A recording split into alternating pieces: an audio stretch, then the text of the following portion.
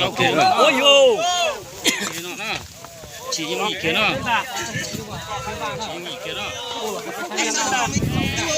rồi kia là nó phải cái nào trong đó chúng ta đó nữa hãy chuẩn chỉ những đâu đó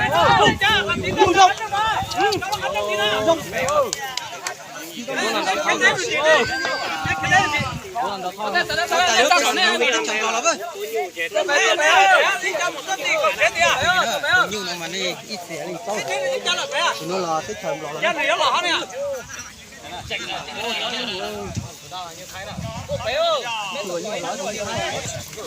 chỉ sáng đó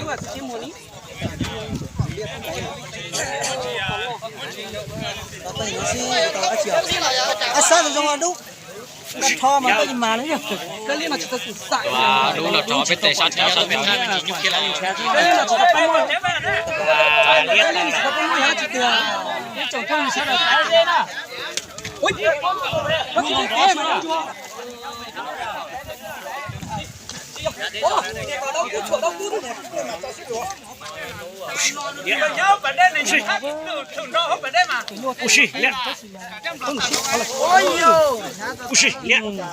giờ siết áo là được không có cú thế nào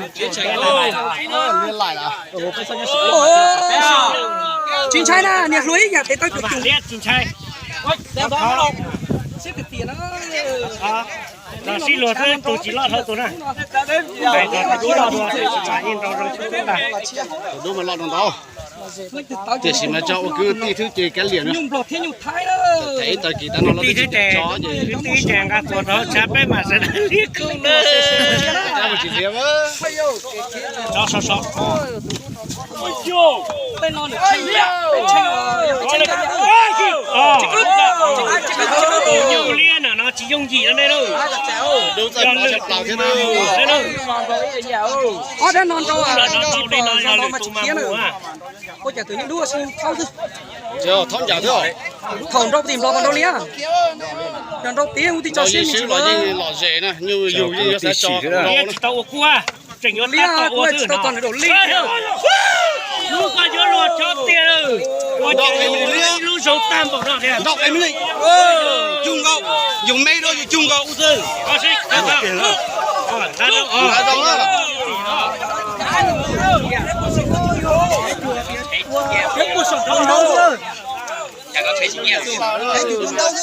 đâu lông cơ riêng siêu chịu chả là cũng mà nhỏ có cho nó chỉ đấy cũng biết làm cái cao chỉ cho đó là nó nào mà cu e chập là nó nào đó cu e chập là nó nào đó nhớ là trên trên chỉ ha đi nữa chúng ta mẹ trên trên chỉ cho ha đi đó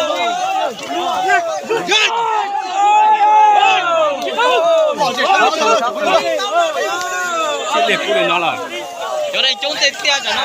thằng lúa này đi cũng này nữa bây giờ nó mà có chỗ nhau chứ cái đấy là cái có chỗ nhau thế nào sau đó là sẽ thành chuyện thì sau đó sẽ thành quay đi thế nó gặp cái nó là từ đứa nó đó chả nói bố nhân chỉ bỏ thế cho chuột nó chuột thích bé đấy chứ bao nhiêu nữa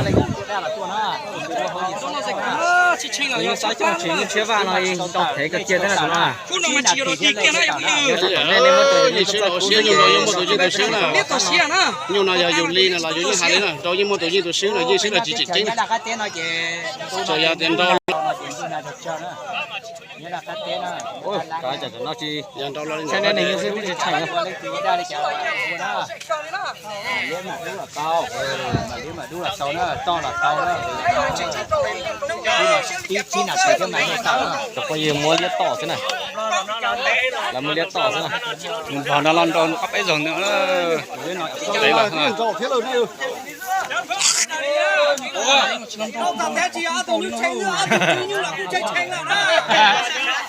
cho我洗的，他洗么你现在哦哟哦哟，我带他亲了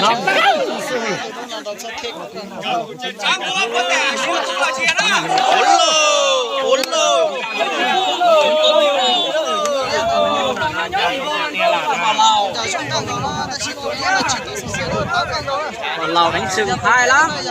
tôi là tôi đây thì tôi là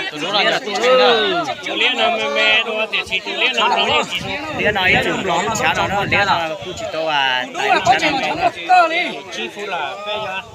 Kia. Kia là cái kia. Kia. Tao muốn kia rồi đi nó. Kia là cái kia, đã là cái kia. Là đi đâu? Đây chụp có sao rồi. Một phát sinh rồi nhá.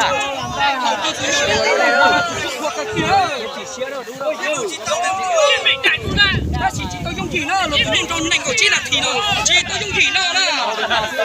我读了英文不是感中，很感动啦。读到了痛苦啦。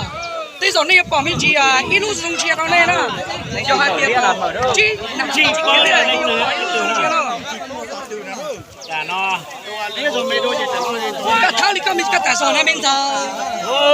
tụi liên nó tao là tao tiền rồi đó trong con như này trái cỏ đấy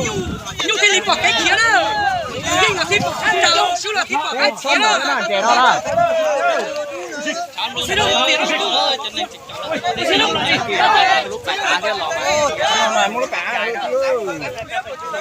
xin lỗi cả đó Có sữa luôn. Nó phố rồi. Nó phố chi phố tức là sữa luôn. Sữa lò xăm lò.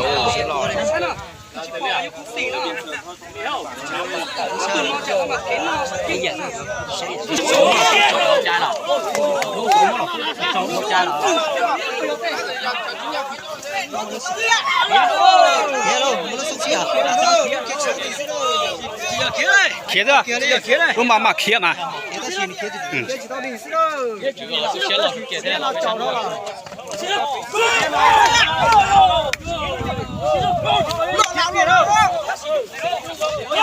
dẫn.